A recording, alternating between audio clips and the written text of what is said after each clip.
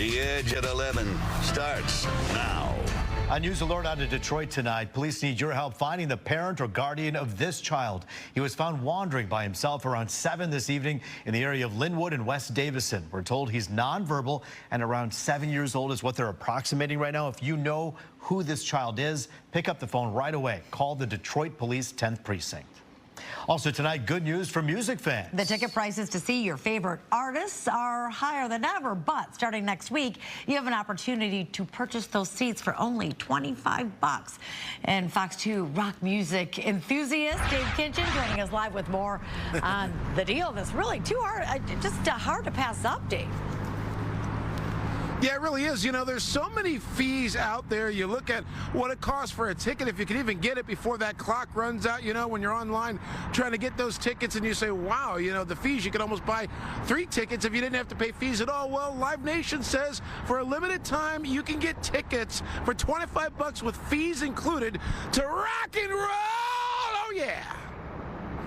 Ah, yes, it's that time again for the first concert of the season at Pine Knob with Primus and A Perfect Circle on the bill. Oh, I'm ready for it. Ready to go. Yeah. What about you? It's awesome to be back. Enjoy the hill. Sweet bands playing tonight. There's a great crowd. Everybody's been so nice. But as Detroiters get ready to rock out for the summer, many struggle to deal with high ticket prices that seem to go even higher. Live Nation wants to fix that, at least for a little while, by bringing back its Concert Week initiative, offering tickets to shows for just $25 between May 8th and the 14th. Huge names like Pink, Janet Jackson, J-Lo, Maroon 5, Green Day, and Missy Elliott, and many more have all committed to $25 a ticket shows across Metro Detroit this summer season, with over 150 concerts across Michigan up for grabs at that same rate. I mean, I think that's cool. It gives people more opportunity to come out and enjoy the music and have fun during the summer.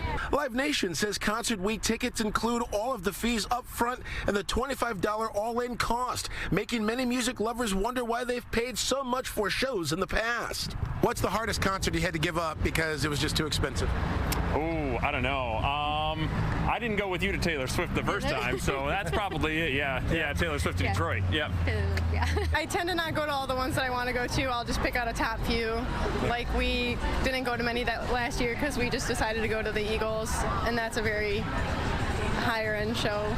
How was that, though? At least good? Amazing, amazing. Live Nation and Ticketmaster have even pushed back against claims of concert price gouging by saying tickets are priced by the artist as well as sports teams for games who decide what admission to their own events are worth. Live Nation boss Dan Wall posted a statement back in March saying, quote, service charges are added to the face value of concert tickets because 2 important players in the concert ecosystem, venues and primary ticketing companies, get little or nothing out of the revenues derived from the ticket's face value. That money goes mostly to the promoters, secondarily to cover certain show costs, and if anything is left over, to the promoters. Still, fans we talked with say they are thrilled to get a break for their summer fun. Some even have their own reduced price wish list. Who would you see for $25? Hanson, Lil Wayne, Spice Girls, NSYNC, Backstreet Boys.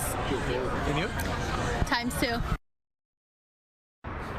×2 or 3 or more, who knows? You know, I'll tell you what, Live Nation did say that this is not just a Michigan thing, this is national, this is international for this promotion, and we mentioned Janet Jackson's part of that package there, and when it comes to the price tickets, in the words of Janet Jackson, fans just want some price control. Sorry. Reporting live outside LCA, Dave Kinchin, Fox 2 News. I think it was just, on the Edge at 10. I think it was just control. I don't think she said price. But anyway, yeah, Dave, what about the people? I mean, it's great news. Obviously, a lot of people cash in on it. But what about the people who have already bought tickets for Pink or Janet Jackson or whatever the case may be and paid a lot of money for them? Is there anything they can do, or they're just, this is a sale and it's just how it goes? Yeah, it's pretty much how it goes. I mean, this is a special that they've done before. It's the 10th year that they've done this Concert Week celebration. So fans who got those tickets at a higher price, certainly those tickets are still good. But yeah, a lot of people are saying, well, gee, you know, if I knew about that, I would have bought them now. But this is really only for about a week period. So those tickets will go back to those usual prices after this initiative ends. All right, well, I mean, maybe this will break the internet. You never know. Thanks, Dave, for that.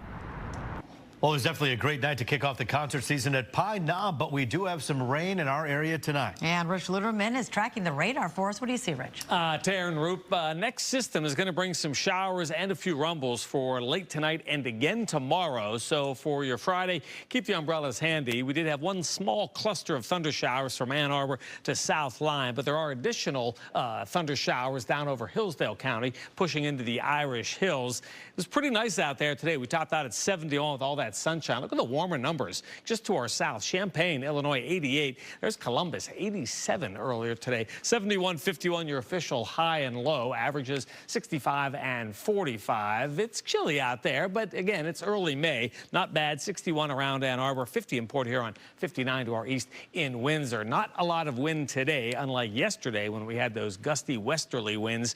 Right now, 48 for the tip of the thumb, 49 Newberry. 65 in Chicago, 73 right now in Columbus. So here's our system for late tonight and tomorrow. It's going to give us some showers and a few rumbles, and then perhaps another area of showers late Saturday night. Most of the weekend is going to be rain-free. Rain showers tonight down to 56. Tomorrow, more showers, especially for the first half of the day, 75. And then right there is the 7-day forecast. It is a mild stretch into next week, and most of the weekend is rain-free. We'll check it for you starting at 4 a.m.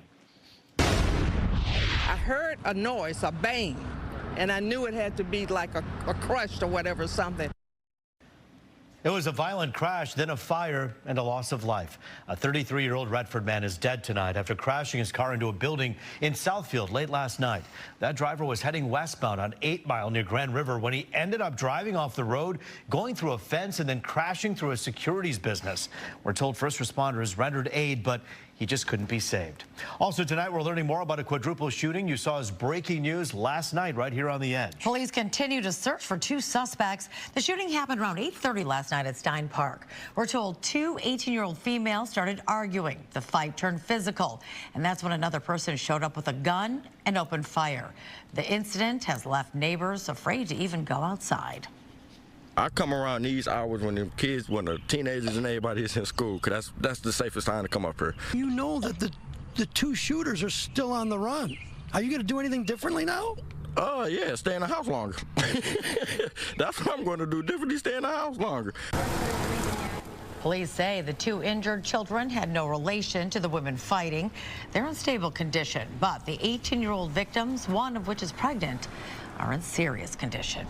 A Fraser man is accused of abducting a woman at gunpoint, then sexually assaulting her. Mario Davis has been charged with criminal sexual conduct and felony firearm. Now, a woman told police Davis abducted her in Detroit, then drove her to his friend's home on 13 Mile in Fraser, where the alleged assault took place. Officers arrested Davis at that house. His bond was set at $500,000.